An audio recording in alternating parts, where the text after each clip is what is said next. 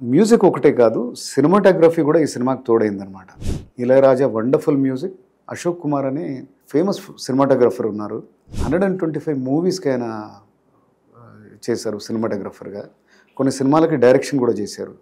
అభినందన 1988లో వచ్చింది. ఈ సినిమాని అశోక్ కుమార్ గారే డైరెక్ట్ కూడా చేశారు. అండ్ ఈ పిక్చర్ సినిమాటోగ్రఫీ ఎంత వండర్ఫుల్ ఉందంటే ఆయనకు నంది అవార్డు కూడా వచ్చింది. కొడైకెనాల్లో ఉంటుంది మేజర్గా పిక్చర్. ఆ వండర్ఫుల్ లొకేషన్స్ని చాలా బాగా క్యాప్చర్ చేశారు. అండ్ ఇళయరాజా మ్యూజిక్ 7 సాంగ్స్ ఉంటాయి.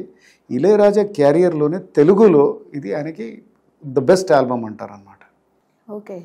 సో సినిమాటోగ్రఫీ అంటే ఆ విజువల్గా అది చూడడం, and every half an hour or every 20 minutes ఒక వండర్ఫుల్ సాంగ్ రావడం తోటి సినిమా కథ పెద్దగా ఏమీ ఉండదు, పోతే ఫ్రెష్నెస్ ఉంటుంది.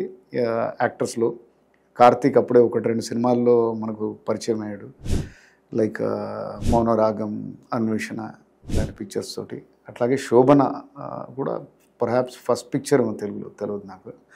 సో ఆ ఫ్రెష్ ఫేసెస్ అండ్ ఒక సింపుల్ లవ్ స్టోరీ దాన్ని 2.5 గంటల పాటు నిలబెట్టాయంటే ఇదే వీళ్ళిద్దరి కళ.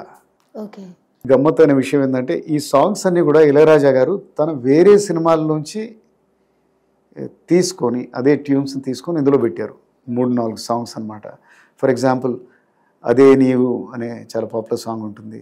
అదే నీవు అదే నేను అదే గీతం పాడనా, రంగులలో కలవో, రంగులలో కలవో,